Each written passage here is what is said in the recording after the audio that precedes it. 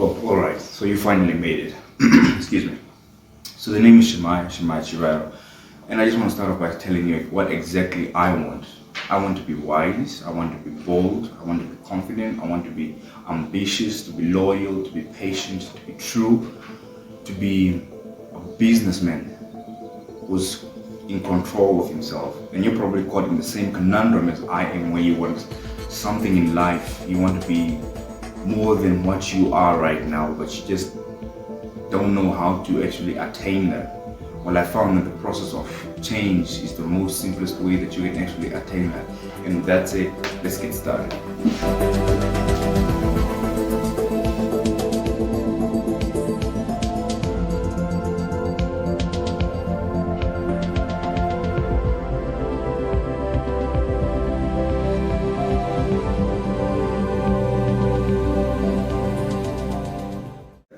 So when it comes to the process of change, it's actually a very, really, truly simple thing.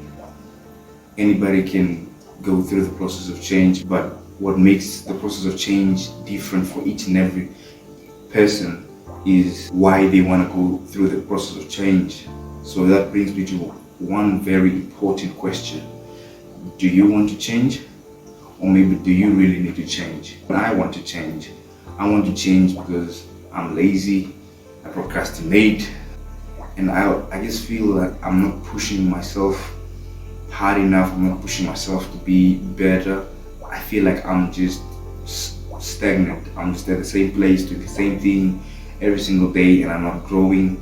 I am growing, but growing to what point there isn't any. So wanting to change is simply you having that desire, that aspiration to actually want to be the person you are meant to be, to do the things you are meant to do, to achieve certain things in life, to do certain things in life.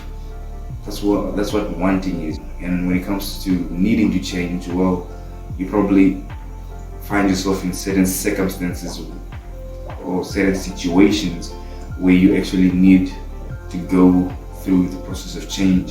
You might find yourself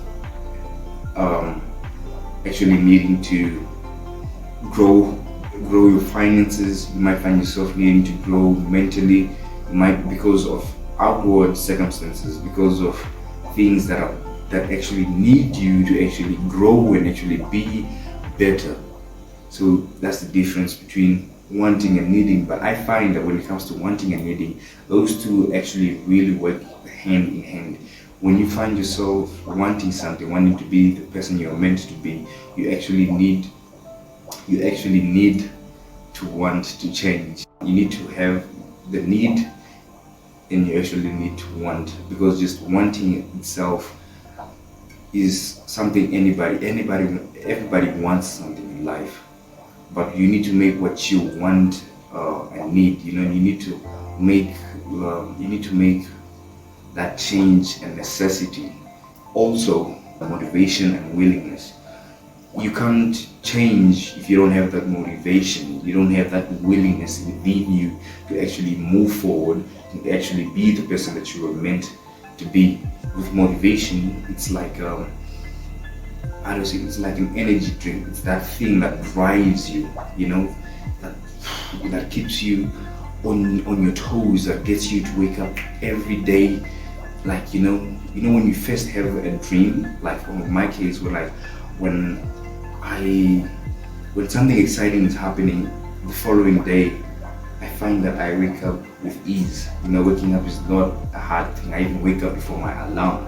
That's motivation, right? Because I don't want to miss what's gonna happen the following day, or I don't want to mess up what's gonna happen the following day, basically. So with willingness, let me give the example that I just gave. Well, let's say something exciting is supposed to happen, right? You have the motivation and you even wake up before your alarm. But with willingness, even if nothing exciting is happening, but you know that you need to do something, you just get up even before your alarm. It's that thing that, basically like being someone who's disciplined, basically. That's what I find. But I think when it comes to motivation and willingness, you really need to have those two work hand in hand, because motivation alone can only take you so far. But when you have that willingness, you can actually find that you want to push yourself to overcome certain challenges. You want to push yourself to do certain things that you know will probably push you back, or you just want to step out of your comfort zone. So when you have those two working hand in hand, you will find that when it comes to the process of change, you will push past your limit. You will actually start doing things you actually never even thought you could do yourself. And also, next, let's explore the reasons for change, right? There are a lot of reasons people would want to change. For me, myself, I want to change because I mentioned a few reasons earlier. I want to change because I want to be the person I'm put on this earth to be. I want to be a businessman. I want to be in control of who I am, what I say, what I do. I want to, I want to do certain projects that need me to be in full control of who I am and need me to be the best version of myself. That's some reasons for wanting to change. And you also need to assess readiness for change, because you may want to change, but are you truly ready to change? Because I found myself in positions where I really want to change, and I've done certain things to put myself in a position where I actually truly want to change, but then I actually find myself falling back, and I fall so far down that I feel like changing is not actually worth it. But the truth is, I don't think I was actually ready to change, because I didn't really make wanting to change a need. I only leaned on my motivation for wanting to change. I didn't lean on my willingness to want to change. We need to talk about the barriers of change. When it comes to the barriers and challenges of change, I usually like to say myself, I am my own barrier and I am my own challenge when it comes to change. The only person and the only thing that's gonna keep you from changing is you. Let's go into some of the reasons for some of the barriers and challenges for change, right? Fear of failure and rejection. Like, when I was on a roller coaster, I was cruising, and then I hit a hurdle, and then I stopped for a while, and then when I wanted to start again, I was just filled with this fear of rejection and failure. Well, self-doubt and negative self-talk, and lack of resources. Also being caught in your comfort zone.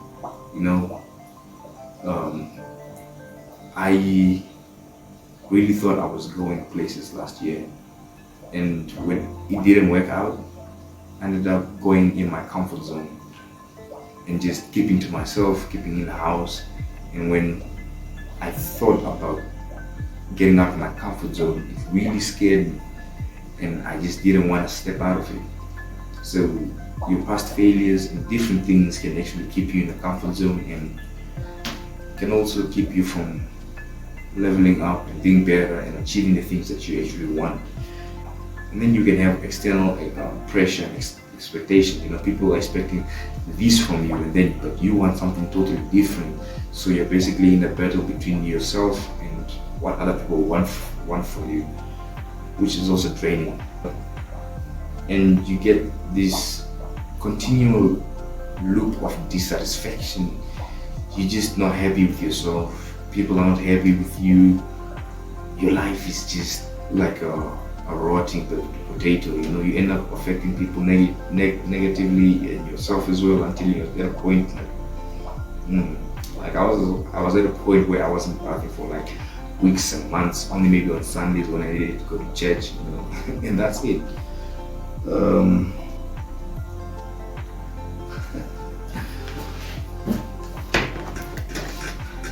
Alright, so with that said, I don't think there's actually more to share,